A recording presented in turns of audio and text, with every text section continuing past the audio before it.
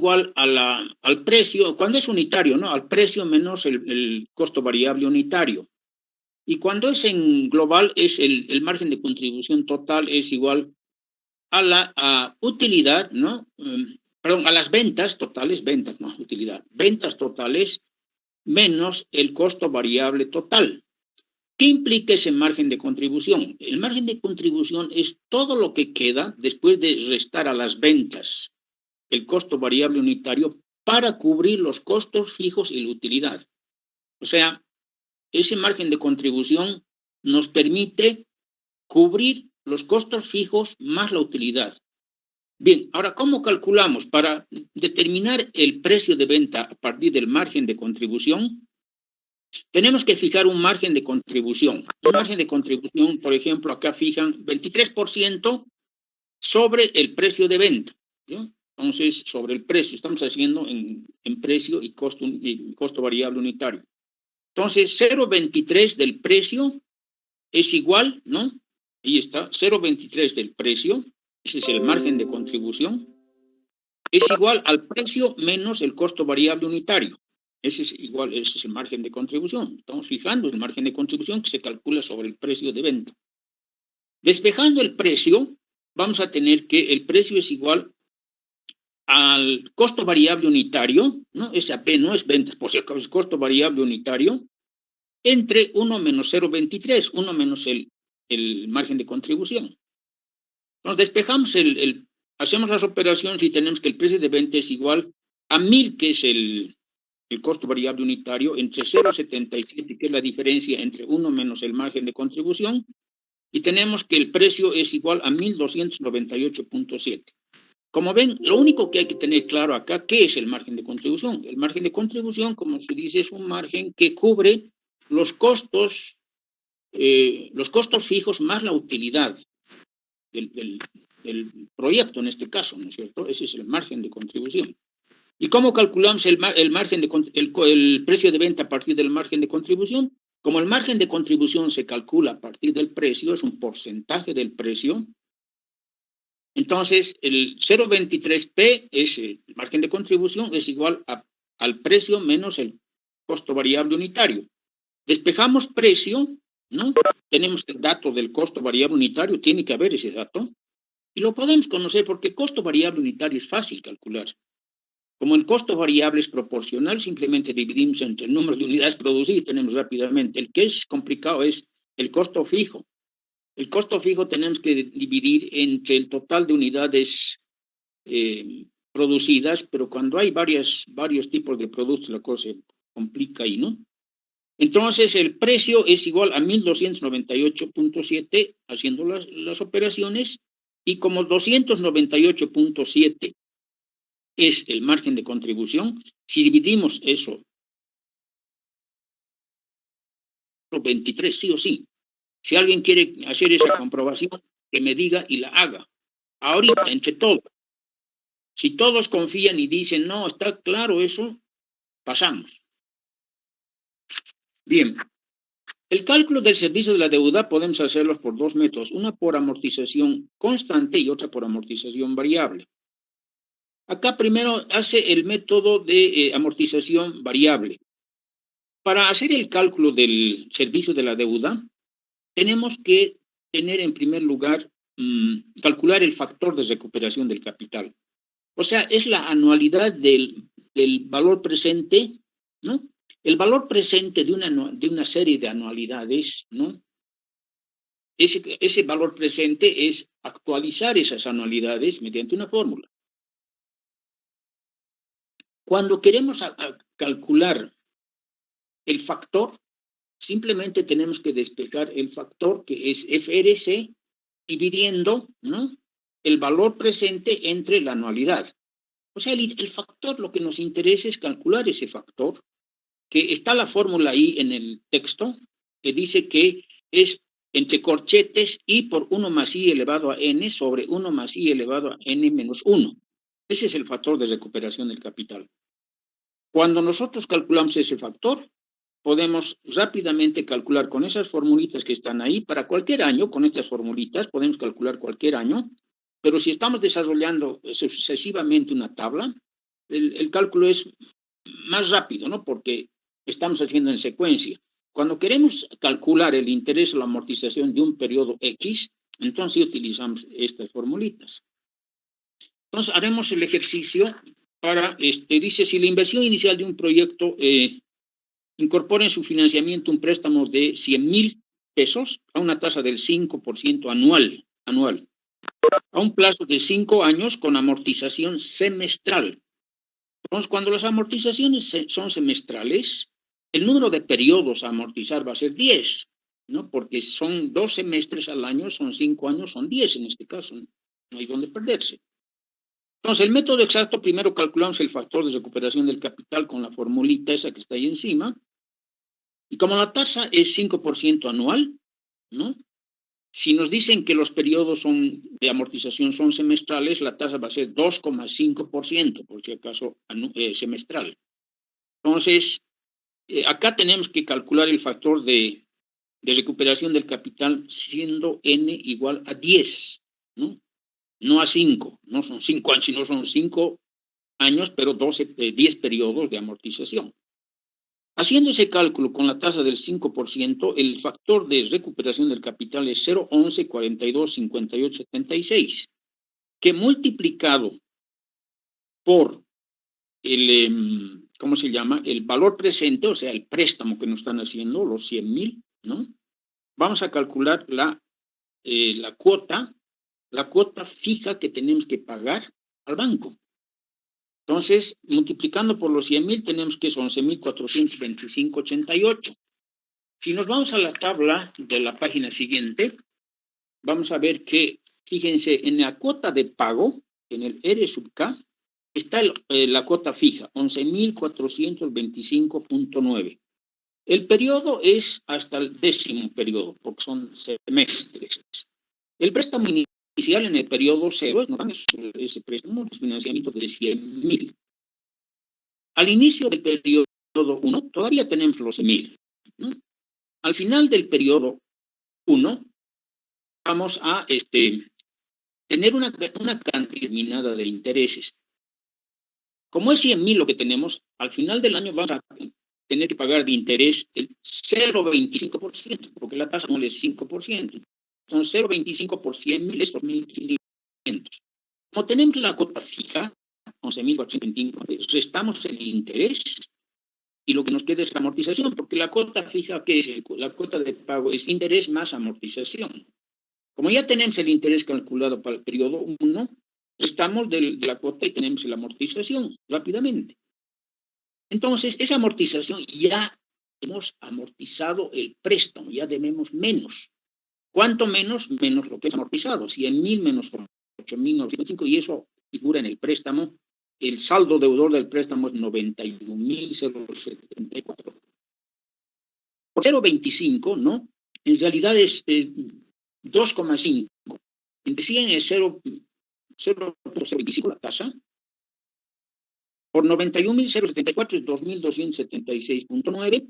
El restado de la cuota fija, que es 11,425, tenemos la amortización del segundo periodo.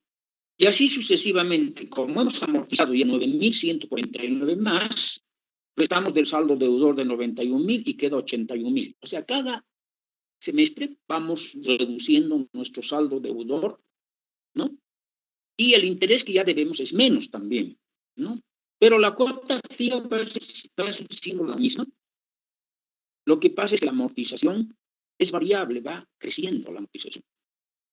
Aunque bajemos el interés, como la cuota es fija de pago al banco, y esto los bancos calculan al mes, mensual, son terribles. O sea, acá las amortizaciones se resultan por el método de la, ¿cómo se llama?, de la amortización variable creciente. Es mucho más, no mucho más, pero es más alto que pagar intereses a través de la amortización constante, o sea, lineal, ¿no es cierto?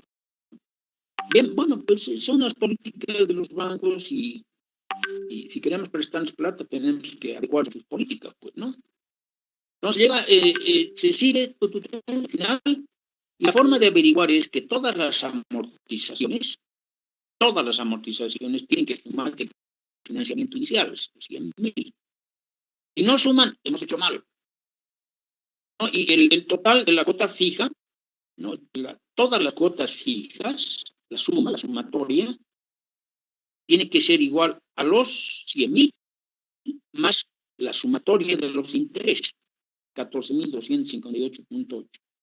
Entonces, si hemos calculado mal el interés, no va a coincidir con el total de la cuota fija en sus 10 periodos y algo hemos hecho mal, tenemos que revisar. O sea que este método es simple de hacer, es más exacto y por otro lado tiene sus verificaciones rápidas para hacer si hemos hecho bien o mal. El otro método es el de amortización constante.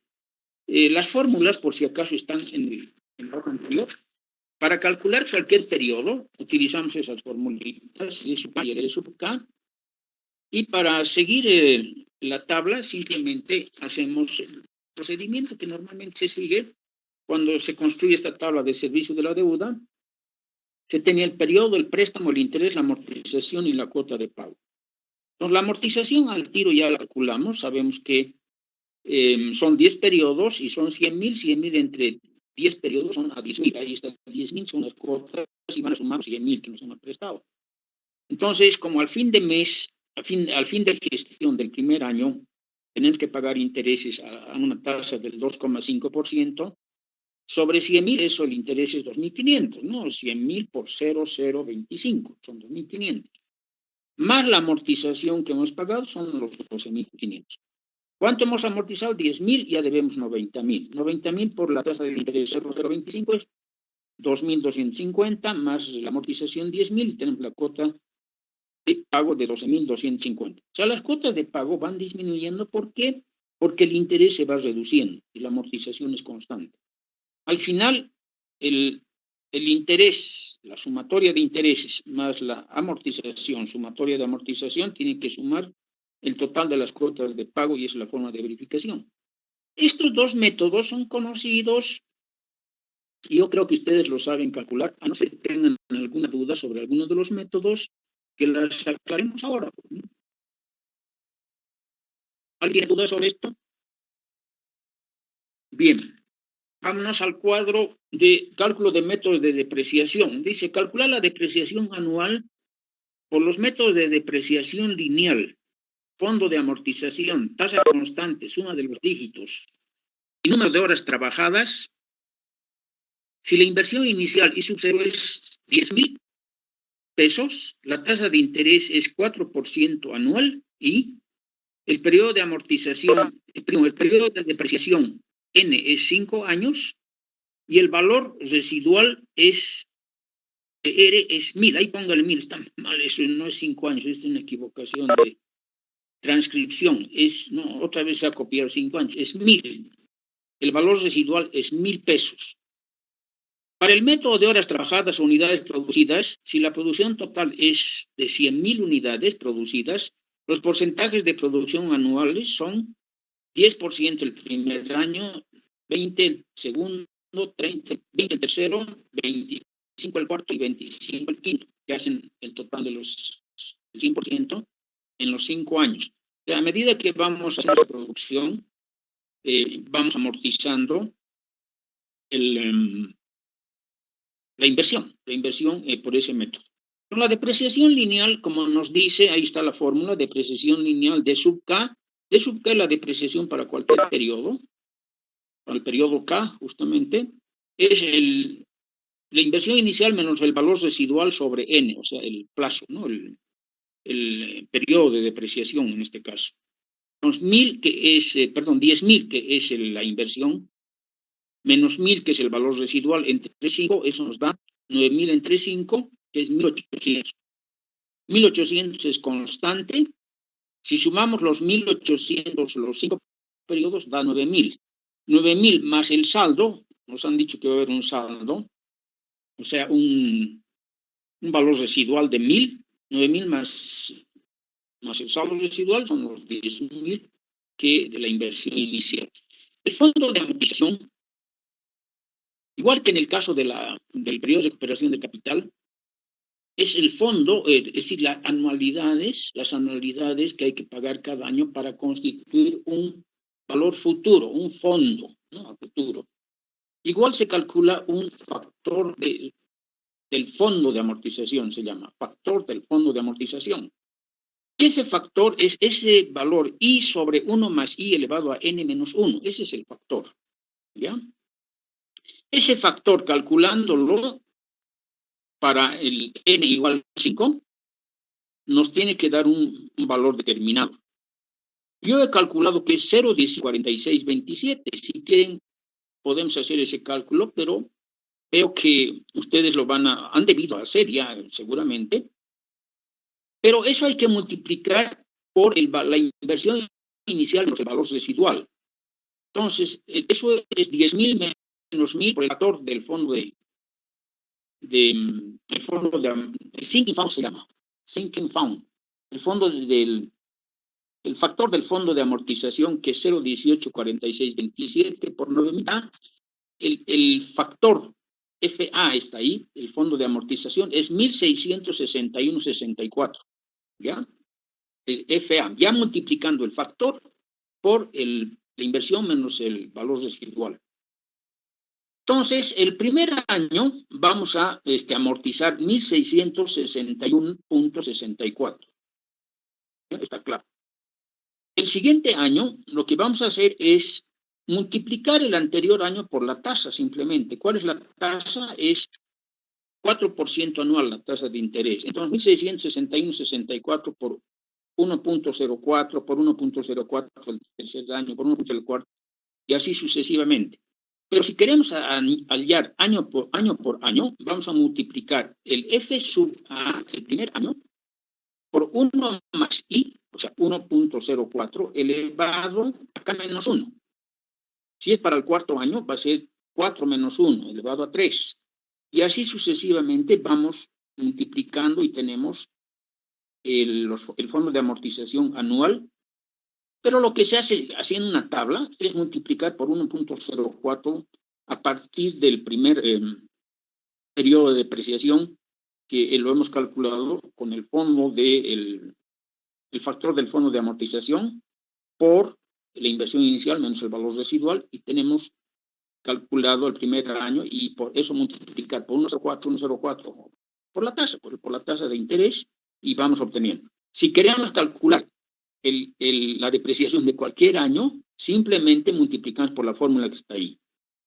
El FA, que es la amortización, ¿no?, del primer año, ¿no?, porque el factor es 0,184627. El FA, que es el fondo de amortización para el primer año, que es clave, eso es el pivote, 1.661,64, y sobre eso vamos calculando a futuro, multiplicando simplemente por la tasa de interés o utilizando esa formulita que está ahí, que es facilita de hacer. Entonces, vemos que la suma del fondo de amortización es 9.000, más 1.000, que es el valor residual, suma igual a los 10.000. La tasa constante es un método de depreciación acelerado. Fíjense, si ven ustedes las amortizaciones, el primer año es alta la amortización y va bajando, pero ¿para qué se utiliza esto cuando las tecnologías o la inversión puede caer en obsolescencia rápidamente, ¿no? Porque es una tecnología que se renueva muy rápidamente, entonces cae en obsolescencia en 2, 3 años. Entonces hay que depreciar con una tasa constante que implica una depreciación acelerada. Bueno, eso se puede utilizar. Ahora, si ven, por ejemplo, la suma de los dígitos es una depreciación desacelerada, no acelerada, o sea, que se amortiza, o sea, se deprecia muy bajito el primer año y va aumentando sucesivamente hacia arriba. Cuando tenemos algún proyecto, por ejemplo, de larga maduración, donde tenemos algún cultivo, por ejemplo, cultivamos bosques para hacer papel o para hacer casas de madera, lo que sea. Entonces, ese bosque que va a crecer en unos 5 años hasta que sea explotable, podemos depreciarlo con una depreciación desacelerada, no acelerada, ¿no? Entonces, la suma de los dígitos. La tasa constante es una fórmula simplemente, R, que es el valor de la, ¿cómo se llama? De la tasa constante es R minúscula, y el valor de la depreciación, ¿no?, es R mayúscula. Entonces, la R minúscula tenemos que calcular despejando de esa fórmula. R, o sea, la depreciación es igual al valor inicial, ¿no?, por 1 menos R elevado a N. R es la tasa constante. Despejamos de ahí R minúscula y tenemos esa fórmula, ¿no? 1 menos R sobre I sub 0 elevado a raíz quinta en este caso, ¿no? Raíz quinta porque son 5 años. Despejamos R y tenemos 0,3690, cuál es la tasa constante. Y el D sub K, la depreciación anual va a ser 1, esto es para la depreciación de cualquier periodo. Pero si nos vamos ya al cálculo, como debemos 10.000, no debemos, sino es la inversión anual, la inicial es 10.000, si multiplicamos por la tasa constante, el primer año vamos a tener 3.690.4. O sea, ¿qué tenemos que hacer? Multiplicar esta tasa constante por el valor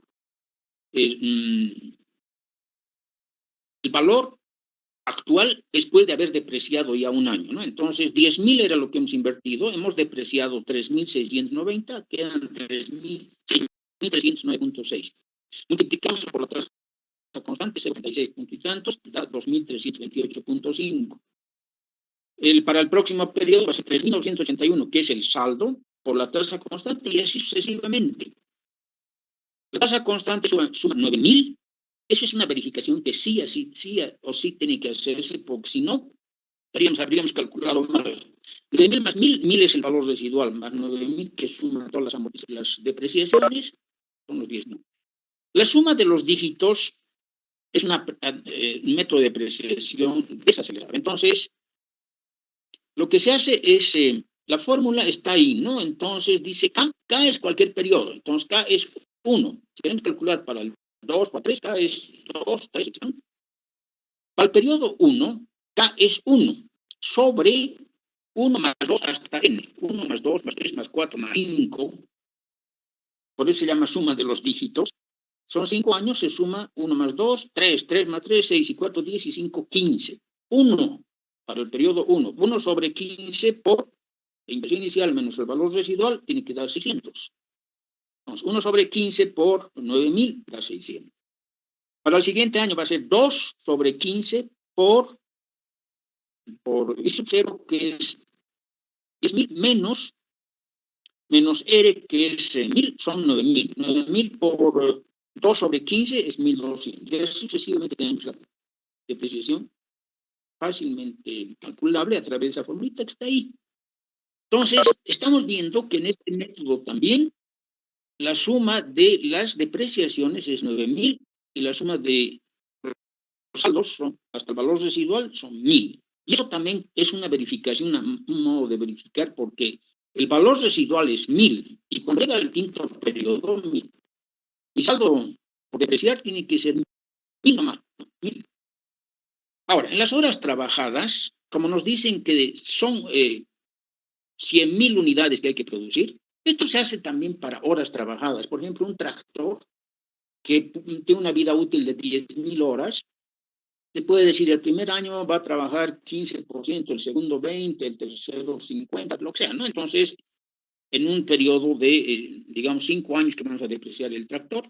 Entonces, cada año, por las horas trabajadas, se deprecia, se desgasta, el tractor se ha desgastado ese número de horas, ¿no? Entonces, acá esto también se aplica por el número de unidades producidas. Acá el primer año, bueno, la cantidad total de unidades que podemos producir con esta inversión es 100.000 unidades. Entonces, el primer año hemos producido 10%, o sea, hemos producido el 10% y tendríamos acá que el 10%, el valor inicial menos el valor residual por la producción, que es 10%, es 900, o sea, I sub 0, que es 10.000, menos el valor residual, que es 1.000, es 9.000. 9.000 por el 10% que estamos depreciando el primer año, es 900. El segundo año es 20%, 1.800. El tercer año es 20%, 1.800. El cuarto es 25 y así sucesivamente. Y habríamos depreciado y sumamos todas las depreciaciones, las depreciaciones en pesos, ¿no? Entonces sale 9.000 más 1.000, que es el valor residual, tenemos 10.000. O sea, cualquier método se puede aplicar en función del proyecto, pues. Normalmente los proyectistas se facilitan la tarea utilizando la depreciación lineal, que es la más sencilla de hacer. Pero en muchos casos, una depreciación bien racional y precisa es el fondo de amortización, que es una depreciación intermedia, que ni es acelerada ni desacelerada, y tampoco es constante como la depreciación lineal. Entonces, es un método bien racional para depreciar el sinking fund. El de la tasa constante, ya hemos dicho, es acelerada. La suma de los dígitos es desacelerada. Y la otra, la de las horas trabajadas, es una depreciación que nosotros las regulamos en función del trabajo que realice una máquina o del número de unidades producidas que vamos a producir con una determinada inversión. Entonces, simplemente se fija un porcentaje y ese porcentaje se multiplica de la inversión menos el valor residual, ¿no? Eso es constante. Bien, jóvenes, ¿hay alguna pregunta sobre estos métodos? Están los tres métodos y ustedes tienen comparativamente en este cuadro qué método aplicar, pues para cada caso. No estamos estudiando método por método, primero el método, todo estamos haciendo junto y todo estamos viendo qué coincide y nos está dando un panorama más amplio de lo que podemos hacer. Bueno, después de esto, lo que nos interesa es un análisis del costo unitario y del punto de equilibrio. Ya hemos visto el cálculo del precio de venta, el cálculo del servicio de la deuda, el cálculo de la depreciación. Ahora veremos un análisis del punto de equilibrio de los costos unitarios. Y para eso vámonos al documento A, creo que es, no, documento B. Documento B, página. Vámonos a la página, documento B, página 149. 149. Voy a preguntar.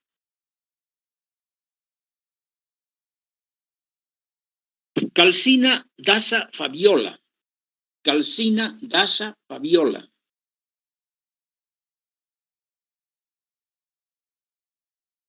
No está la señorita. Calcina Daza Fabiola. No está.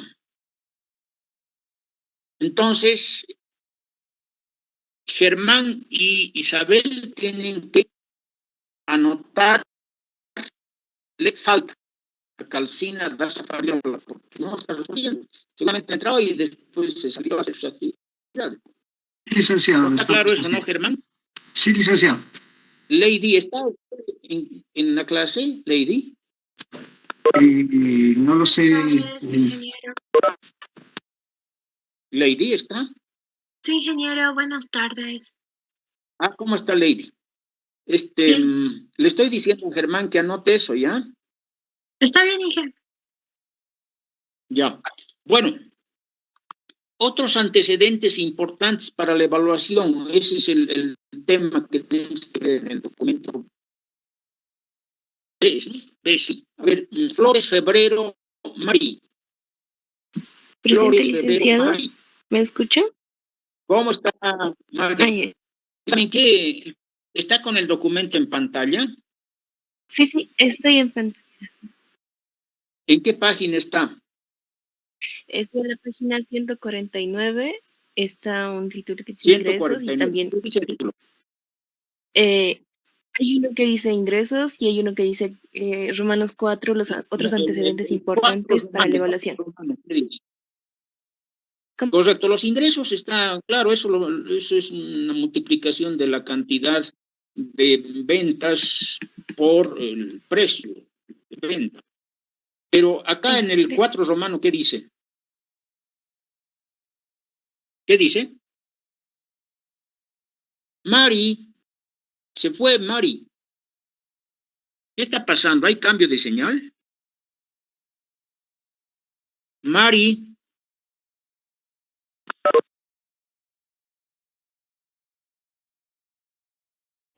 Bueno, Mari respondió bien, pero parece que está con problemas de comunicación, Mari, Sí, porque su micrófono se prende y se apaga medio que. Pero está bien, parece, ahora que parece que está bien. ¿Me escucha bien, Mari? sí, licenciado. De mi otro dispositivo tuve que responder, Ya. ya que el otro me falló. Dice A ver, un otros poquito más antecedentes, fuerte, lea el 4 romano, ¿qué dice el título? antecedentes importantes para la evaluación. Otros antecedentes importantes para la evaluación. Gracias, Sí, Mari. Ahí lo que hace es explicar primero la ecuación de los costos, luego dice cómo hace la representación gráfica del presupuesto, eso es muy fácil de hacer, calcula los puntos de nivelación, hace un análisis de sensibilidad del punto de equilibrio, tanto en ingresos como en costos, luego calcula los costos unitarios, expone la ecuación de costos unitarios, y calcula, traza, dibuja la curva de costo unitario y calcula el punto de equilibrio a partir de la curva del costo unitario. O sea, esa curva se llama la curva de costo medio de corto plazo, ¿no? Entonces, esa curva de costo medio de corto plazo es esa que está trazada ahí en la página, ¿qué página es esta? Pero no han salido las páginas acá. 153 es la página. Entonces, rapidito vamos a ver esto porque ustedes también conocen el cálculo del punto de equilibrio. Dice, a ver, la ecuación de los costos dice, se estableció analizar las modificaciones que sufría el presupuesto al variar alguno de sus componentes significativos durante ciertos periodos de vida útil del proyecto. Este análisis permitirá apreciar los márgenes de seguridad que tendrá el empresario frente a esas variaciones y puede facilitarse mediante la representación gráfica de los presupuestos y la determinación de los llamados puntos de nivelación de ingresos y gastos. Bueno, el punto de nivelación nos indica que, por definición, el punto de nivelación, los ingresos son igual a los costos, o sea, la utilidad es cero.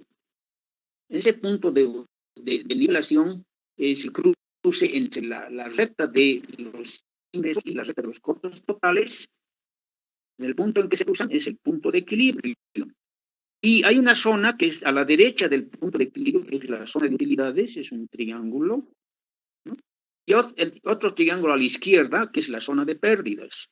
Entonces, un punto de equilibrio nos hace ver claramente cuánto tenemos que utilizar de capacidad, cuántas unidades tenemos que vender en equilibrio y cuánto volumen de ventas en pesos tenemos que vender para tener para saber que los costos son igual, que los ingresos son igual a los costos y no hay utilidad, la utilidad es cero. Por consiguiente, el punto de nivelación es muy útil para el empresario. Ahora, desde luego que hay un punto de nivelación que ustedes tienen que saber calcularlo, que es el punto de nivelación ponderado. El punto de nivelación ponderado es cuando tenemos varios productos, tenemos que ponderar toda la información de esos varios productos para saber cuánto tenemos que vender, porque esto se hace solamente el ponderado en pesos. ¿Cuánto tenemos que vender para que toda la empresa esté en equilibrio? ¿No? ¿Cuál es el punto de equilibrio ponderado? O sea, el punto de nivelación ponderado para todos los productos en un solo punto. Y eso es muy interesante hacer ese cálculo de punto de equilibrio porque las empresas pues no solamente tienen un producto y no van haciendo punto de nivelación de un producto, de otro producto. Yo quiero saber el conjunto, cuál es el punto de nivelación, cuánto tengo que vender para que yo en toda la actividad de todos mis productos sepa que estoy en punto de equilibrio. Y eso es muy importante. Eso se puede calcular fácilmente a través de una ponderación simplemente, pero que no está acá, no está en este documento. Si les interesa, me avisan y podemos verlo en próxima clase, en cualquier momento. Pero eso es muy importante eso. Acá, ¿qué más dice? Dice, el problema planteado que se puede resumir en preguntas como las siguientes. Dice, ¿qué variaciones experimentaría el presupuesto y el costo unitario de producción al variar el porcentaje aprovechado de la capacidad instalada? Importante esa pregunta, ¿no? Si voy subiendo la capacidad instalada, ¿cómo me influye qué variaciones experimenta el presupuesto y el costo unitario de producción? Bueno, ya sabemos, ¿no?, que el costo unitario de producción va a ir bajando. A medida que utilizamos más capacidad instalada, los costos fijos se distribuyen en más unidades y el costo unitario baja. Cuando estamos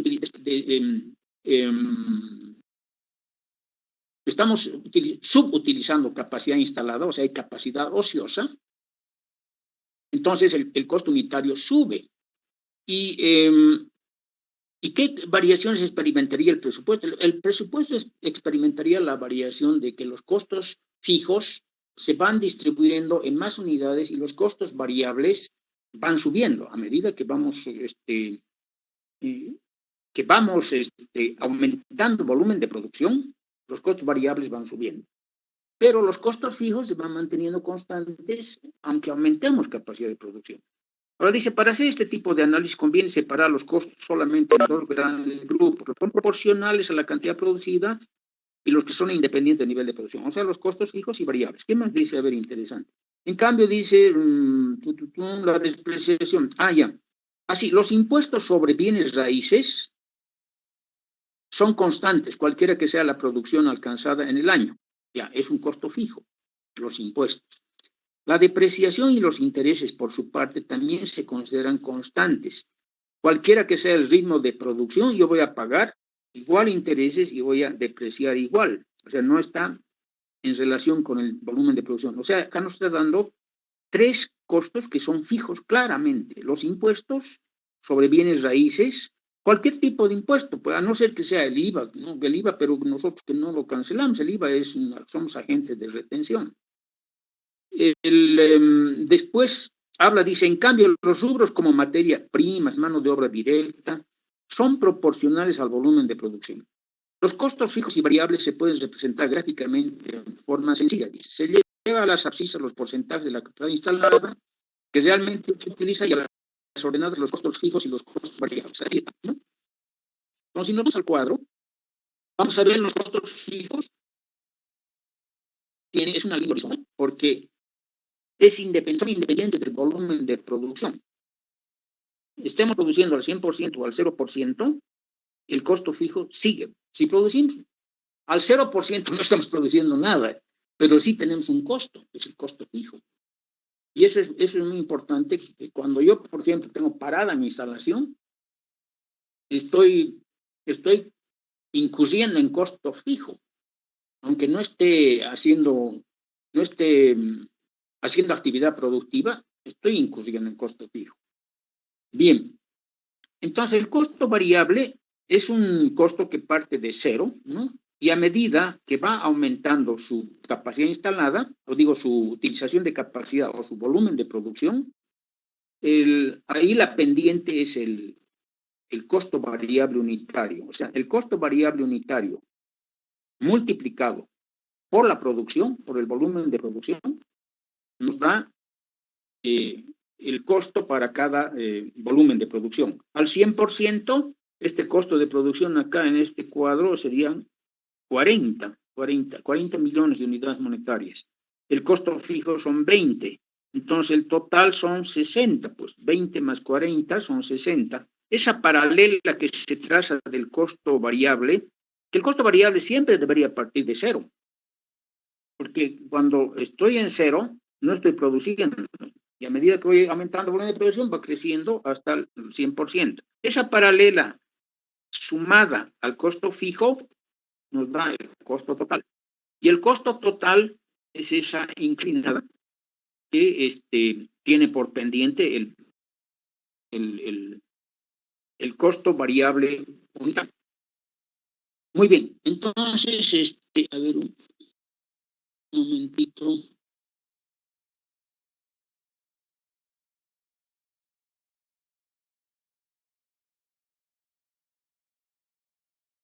Ya.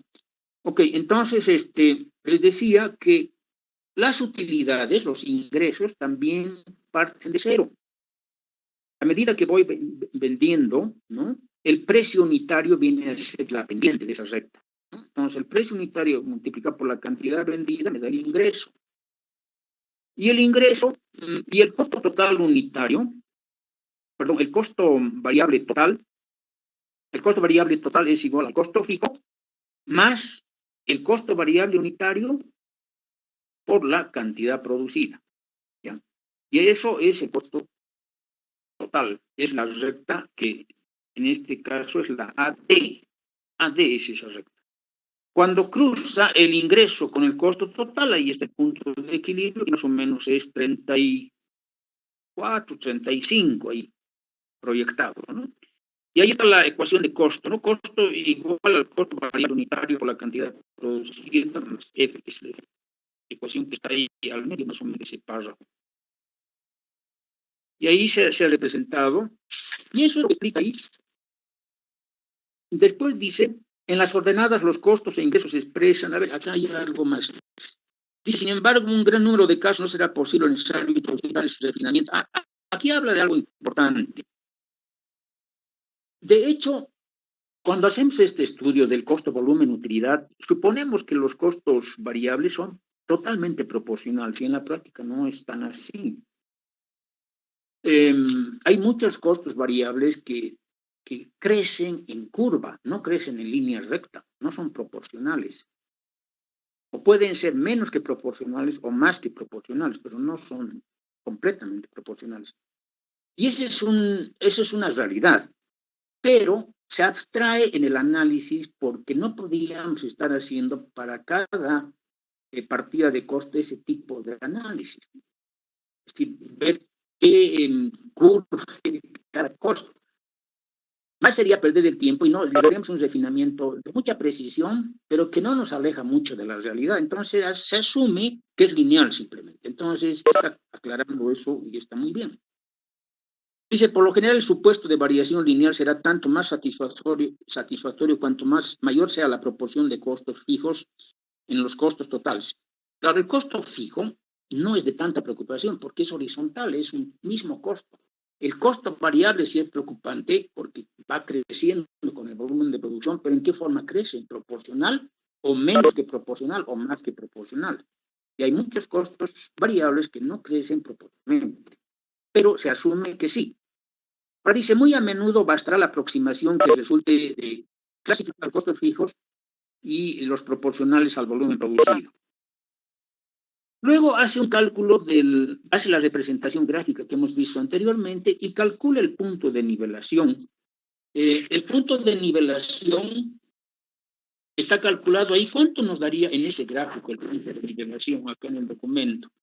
Si las utilidades, a ver, ¿cuántas las utilidades? Son 100.000.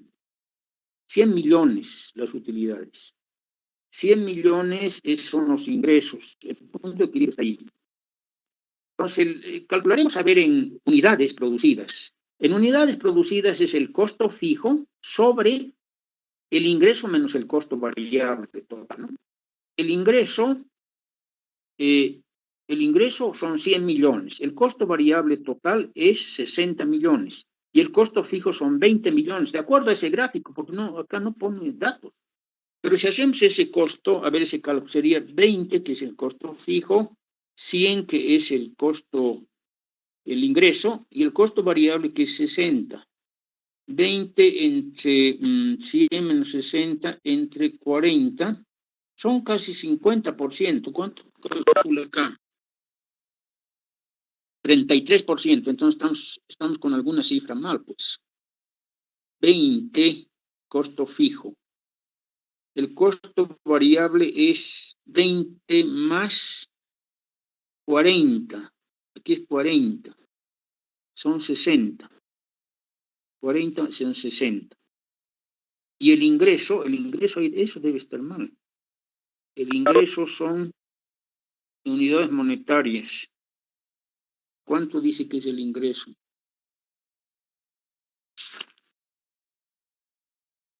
No indica cuánto es el ingreso acá. El punto de nivelación, el cálculo de punto de nivelación, cerca del 35%, dice la intersección de OAR a D, y pues no da cifras. No da cifras, dice cerca del 35%. ¿Cuánto tendría que ser entonces para eso, para el 35%? Los ingresos? Los ingresos tendrían que ser más. 20 entre 60 es un tercio. Más o menos 60 tendría que ser. El costo variable.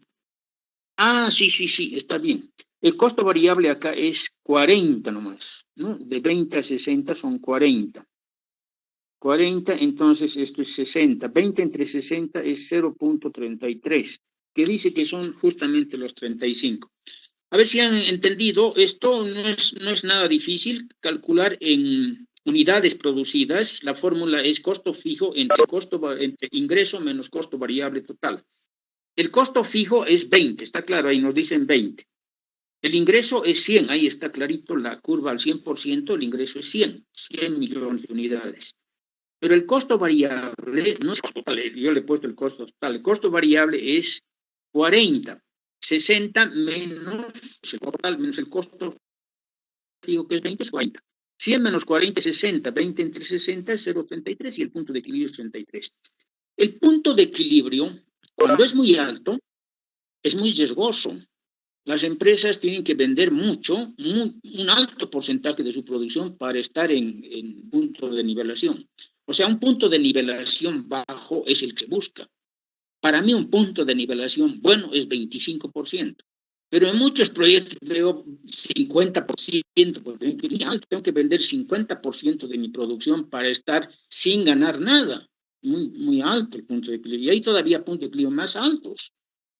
Y algunas empresas quieren salir a flote ahí, ¿no? Entonces el punto de equilibrio que calcula el 33% es un buen punto de equilibrio acá y es sencillo. Ahora en el texto hace un análisis con variación de ingresos primero y vámonos al gráfico nomás, no vamos a perder mucho tiempo en leer porque es mucha lectura para explicar cosas simples acá. El punto de nivelación con variación de precios de venta. Entonces dice que este es un producto que tiene la alternativa de por tipo cambiario o por subidas de precios. Se estima que pueden haber tres variaciones en el precio. 800 la unidad, 600 la unidad o 400 la unidad. Entonces, el costo fijo, acá estamos viendo que dice que es 60, y esta es la línea del costo fijo, es 60. Y el costo variable es 40, entonces el costo total es 100. Se traza esa curva de costo total y cómo corta a los ingresos cuando el precio es 800, el precio es 600 y el precio es 400. Cuando es 800, el ingreso... acá dice que son 250,000 o 250,000 unidades que vende, que es al 100%. 250,000 por 800 son 200,000, ahí está claro. 250,000 por 600, eso tendría que ser, ¿cuánto es 250,000 por 600? A ver, ¿quién puede multiplicar eso, por favor? 250,000 por 600. Flores, Febrero, Mari, ¿dónde está su calculadora? Licenciada, aquí estoy. Tenía problemas de conexión. Eso estaba tratando de arreglar. ¿Me escucha? Sí, la escucho bien. ¿Cuánto es Ay, 250 por 600? Tiene que me ser un sale poco más de 40,000. 150,000 me sale. Ya, 150,000. Ahí está 150,000, es el ingreso.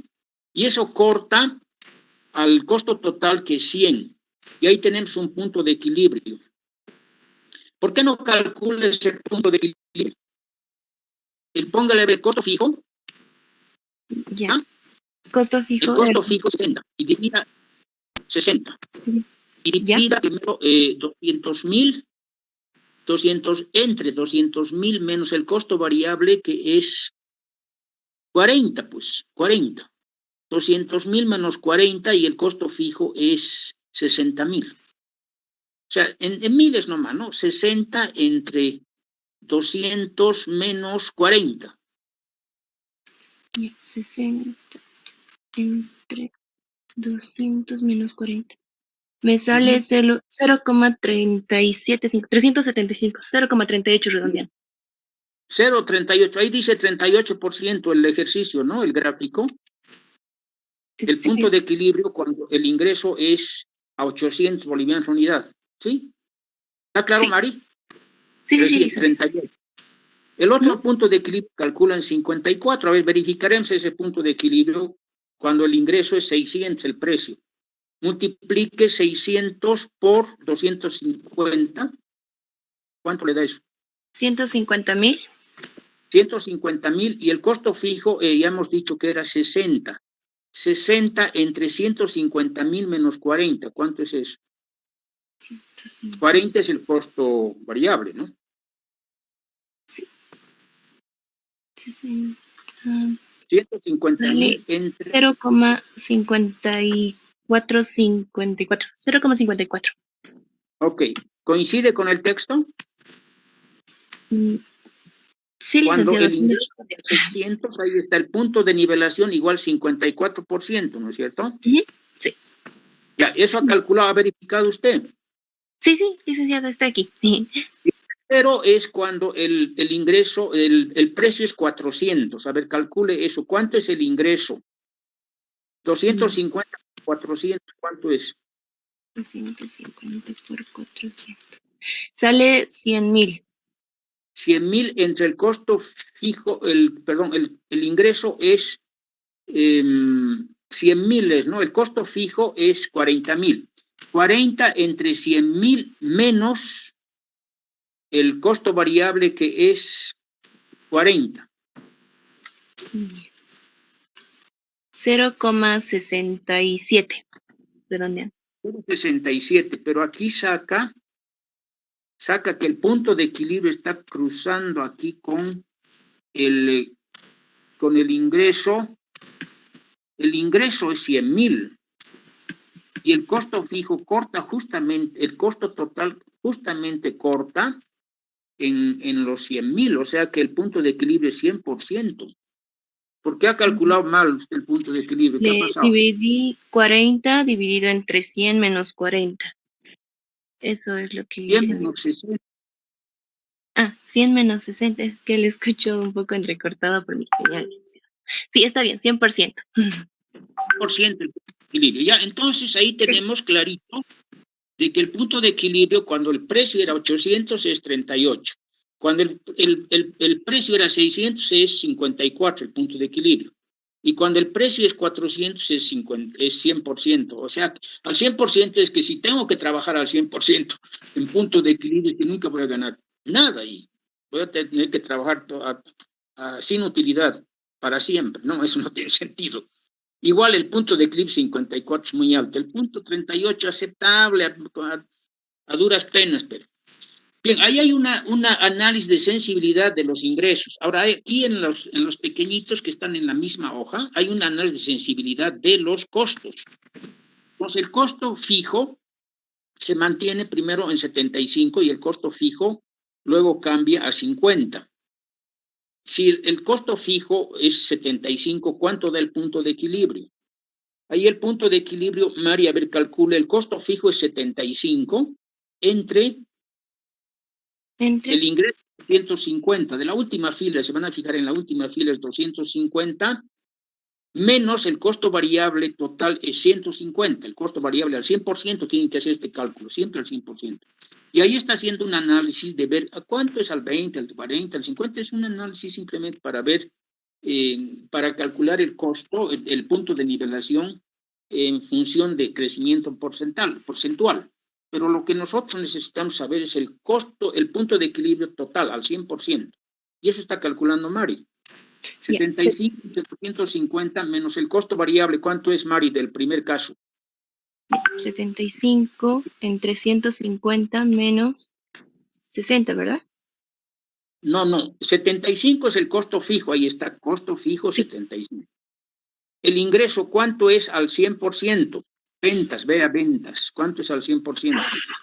La tablita, El ingreso de los gráficos pequeños está en 250. 250, menos el costo variable, ¿cuánto es al 100%? En esos pequeños también. Está en 350, licenciado, según el gráfico pequeño. Bueno, entonces, haga ese cálculo, 75 entre 250 menos 150, ¿cuánto le sale? Sale 0,75. 75%, que aquí calcula 76. Es que antes no tenían computadora y hacían Sí, en el gráfico no se nota exactitud del dato de costo. no la exactitud, ¿no? Entonces es 75, que usted calcula 75. El costo varía, ha bajado, Mary, ahora. Perdón, el costo fijo ha bajado a 50. Haga el cálculo ahora con 50 de costo fijo. ¿Cuánto baja el punto de equilibrio? ¿Cuánto sube? A 0,50 bajado en un 25%. No. ¿Cuánto calculó de punto de equilibrio cuando el costo fijo es 50? Cuando es 50, sale 0,5, o sea, 0,50. Ha bajado. O sea, el 50 ha bajado, ¿no es cierto? Sí, ha bajado. Pero, explíquenme, compañeros, ¿cómo ha calculado el punto de equilibrio acá? Ha dividido el costo fijo de 50 entre el ingreso, que es ¿cuánto? 250. Sí. Menos el costo variable, que es 150, y da 50, ¿no es cierto? Sí. Entonces, estamos viendo un análisis de sensibilidad. Si el costo fijo baja, el punto de equilibrio ha bajado. En el tercer caso, el costo variable está siendo de 100. El costo fijo se mantiene, como en los anteriores casos, pero el costo variable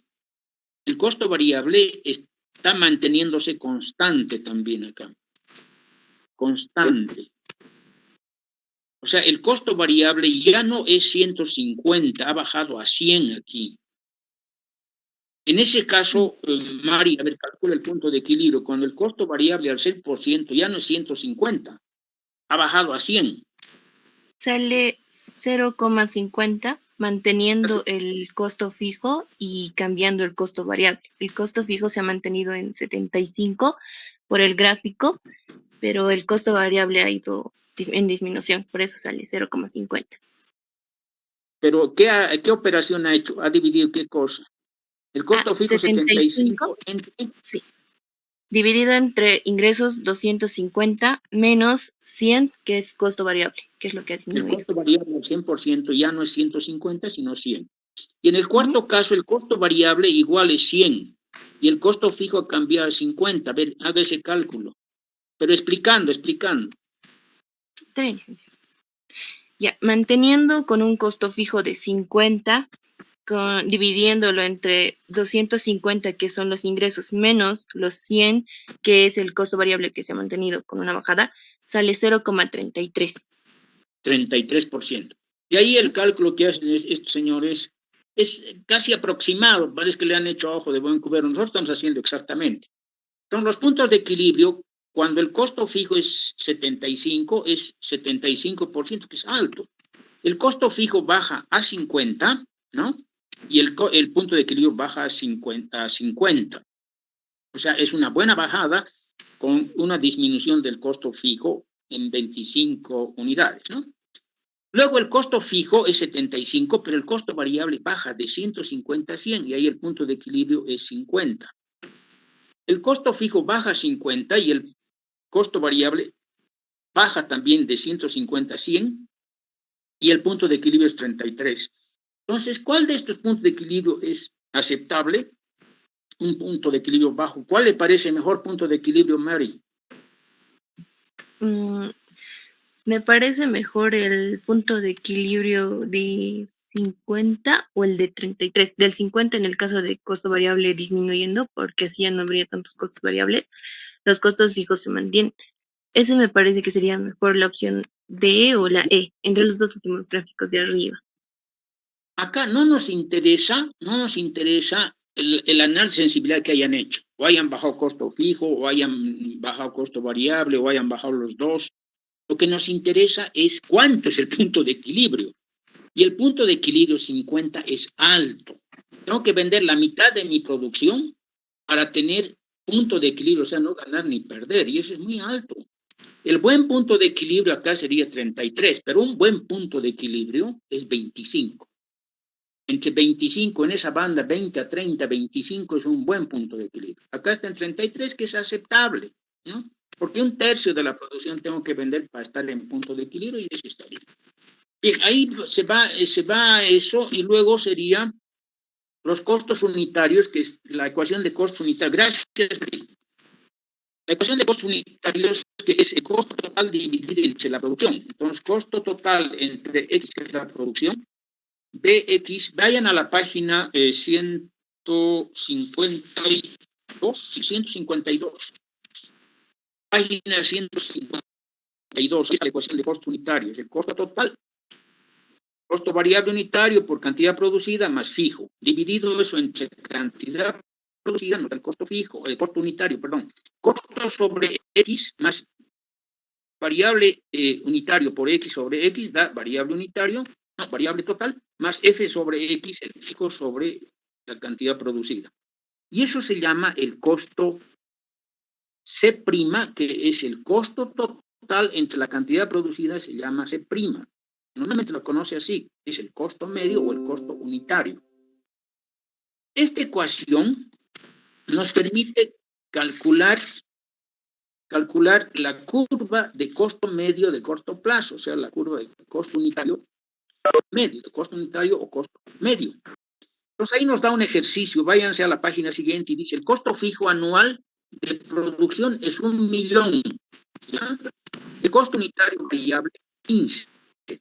La producción es, aquí corrijan, no es 1.000.000, pónganle 100.000. 100.000 es la producción y el precio de mercado es 30. Mari, ¿está usted con la calculadora? Sí, licenciado, ¿me escucha? Mari, ¿Me escucha? por favor, su calculadora. Sí, estoy aquí. El costo sería, C' sería el costo, de acuerdo a la ecuación que se ha hecho anteriormente, C', el costo unitario, el costo variable unitario, B, que cuánto dice que es acá, el costo unitario variable es 15, ahí no borden esos 5, pónganle 15 en C', ya hay una equivocación. Y el costo fijo nos dice que es 1.000.000 sobre X, X es la cantidad a producir. La relación de costo unitario va a ser sobre X. Si a X le damos valores, digamos, de 20.000, 40.000, así en el eje horizontal están miles de unidades producidas. 20.000, 40.000, 60.000, 80.000 y 100.000. A ver, haga ese cálculo, Mari. Cuando es 40.000, ¿cuánto es el costo unitario? ¿Cuánto me sale el costo unitario cuando la cantidad producida es 20.000 unidades?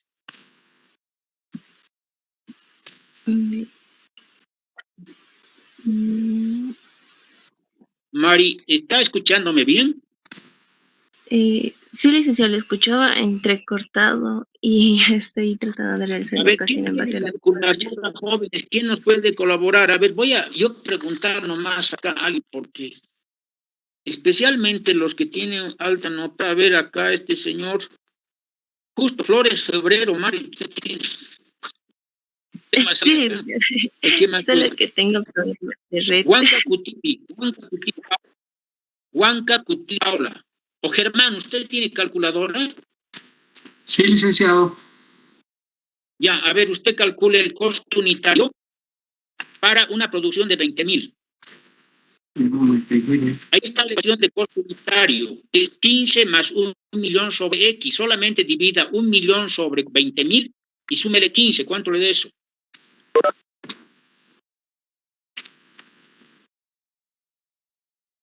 Un millón sobre 20.000 y súmele 15. Licenciado, sale 65, costo unitario. Muy bien. 65, ahí está. El primer punto de la curva, del gráfico 8. Ese puntito de arriba es 65. Ahí pónganle 65 para 20.000. Calcule para 40.000. Divida 1.000.000 entre 40.000 más 15. ¿Cuánto le da el costo unitario? Sale 40, costo unitario. 40. El segundo puntito es 40, ahí está. El tercero, haga para 60. 1.000.000 entre 60 más 15.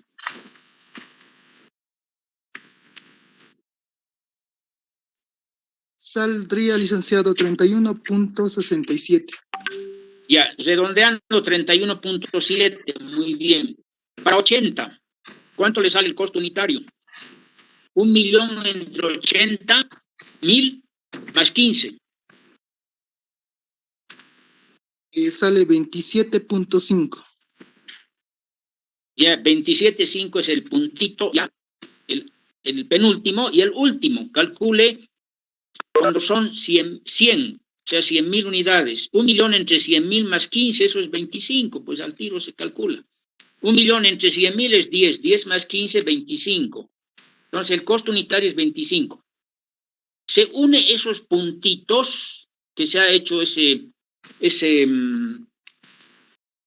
ploteo de datos y se ha calculado la curva. Ahí está la curva. Cuando tenemos el precio de mercado al por mayor, que en este caso es 30 del producto, cruzamos, proyectamos el precio hasta cortar la curva de costo medio de corto plazo, y donde cruza es el punto de equilibrio. Entonces, puede calcular el punto de equilibrio en base a esa ecuación de costo unitario. A ver, Germán, iguale esa ecuación, como el costo unitario es igual en este caso al precio para el punto de equilibrio, el precio, póngale, el costo unitario es igual al precio, o sea, 30. Esa ecuación de C' igual 15 más 1.000.000 sobre X igual a 30. Y despeje X, ¿cuánto le da ahí el punto de equilibrio?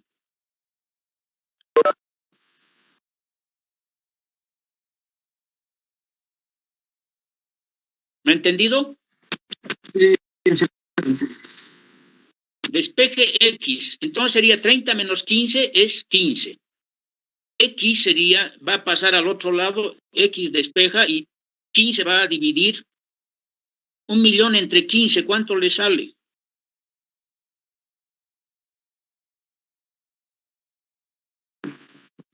Tres, ingeniero. A ver, lo que tiene que hacer es X tiene que despejar. 66. Multiplique X por 30, sería 30X, más 15, 15X, más 1.000.000, todo está multiplicando por 15, ¿no? Luego 30X menos 15X es 15X. X despeja y va a ser 1.000.000 entre 15. ¿Cuánto le sale 1.000.000 entre 15? 66.666.7. Es 66.667. Y eso divida entre 100.000, pues que es el total. Para saber el número del porcentaje de equilibrio. El número de unidades de equilibrio es 66.667. Está bien calculado eso.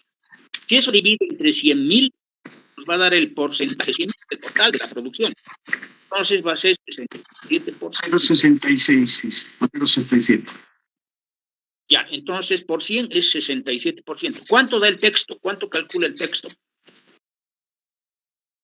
65. Está aproximado. Entonces, lo mismo que vimos con Mari, es casi aproximado, pero el cálculo que ustedes tienen ahí está correcto. En la última gráfica, gracias Germán, la última gráfica es para calcular es analizar para determinar el mejor punto de equilibrio de varios tamaños de planta. Entonces, no está concluido ese ejercicio, lo vamos a descartar porque no está concluido, no está resuelto ni está totalmente explícito. Nos da una idea de qué hacer, no tiene toda la información para procesarlo. Y es bien interesante ese ejercicio, porque se pueden calcular 3 tamaños, 3 curvas de corto, medio, de corto plazo, entrar y calcular cuál es el mejor punto de equilibrio para cada uno de esos tamaños. Es bien interesante. Bueno, pero no va a entrar al examen eso porque no está concluido ese ejercicio. Bien, tenemos como 15 minutos para terminar. Y vámonos a los cuadros.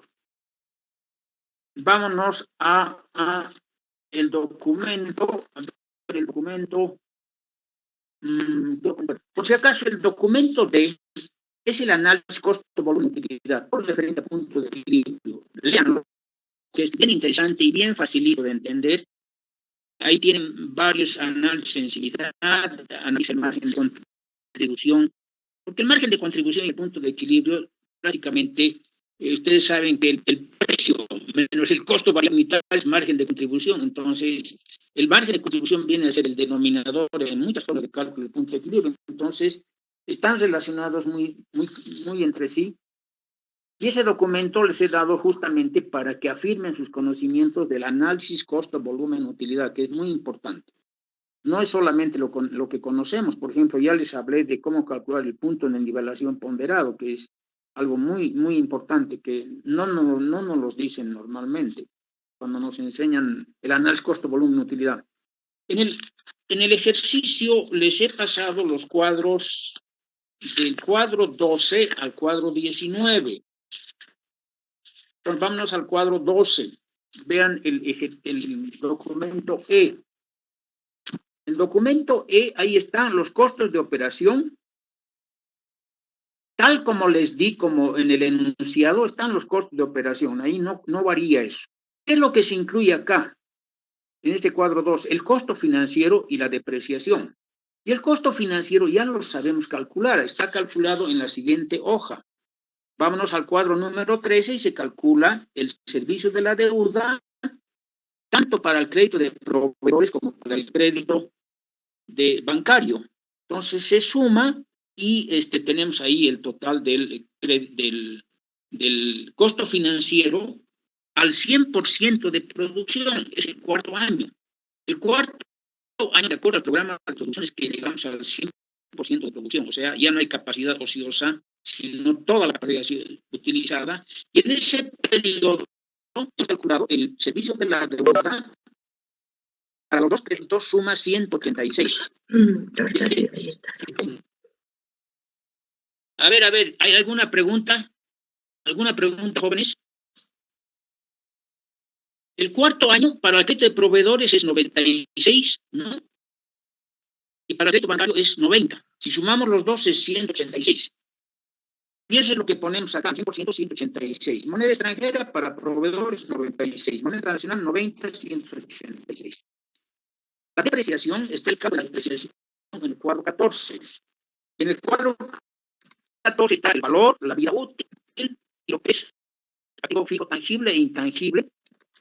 El intangible se ha depreciado en 5 años y el tangible en 10 años. Ahí están los valores y las vidas útiles y ahí están los valores residuales. Entonces, la depreciación anual se calcula en 330. Es muy fácil. Entonces, los dejo a ustedes y acá está 830.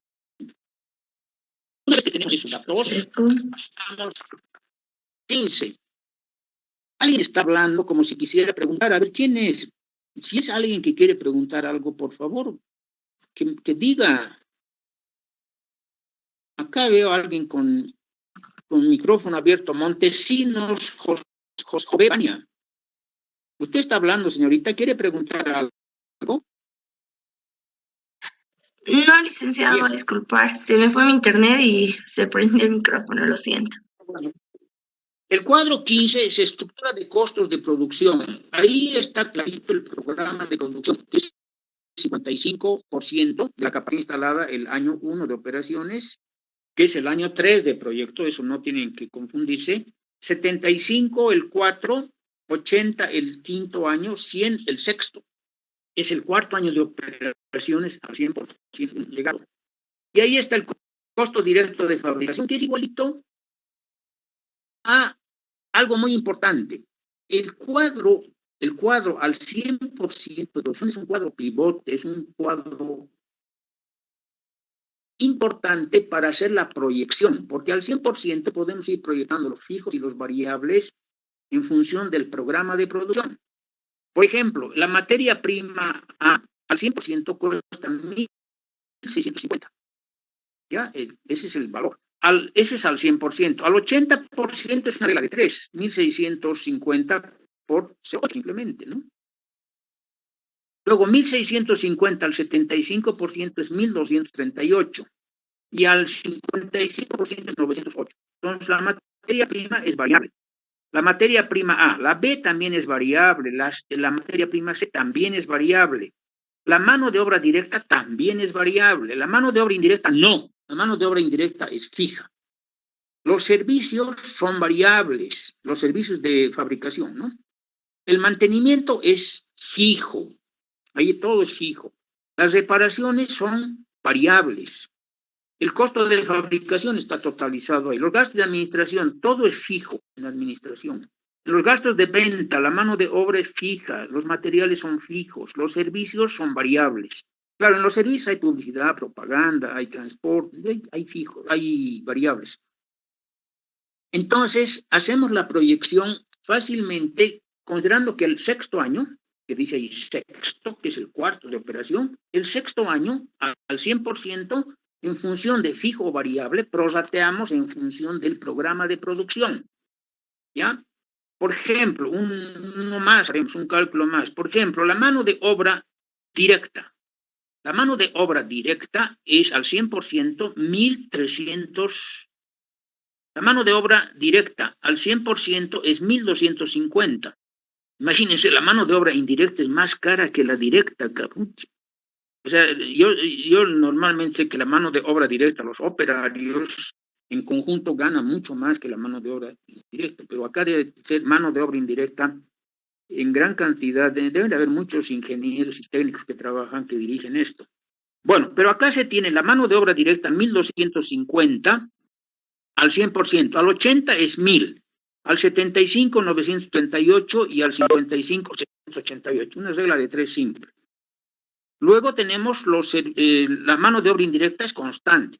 Y así sucesivamente el costo financiero arrastramos del cuadro anterior para los 5 años del servicio de la deuda.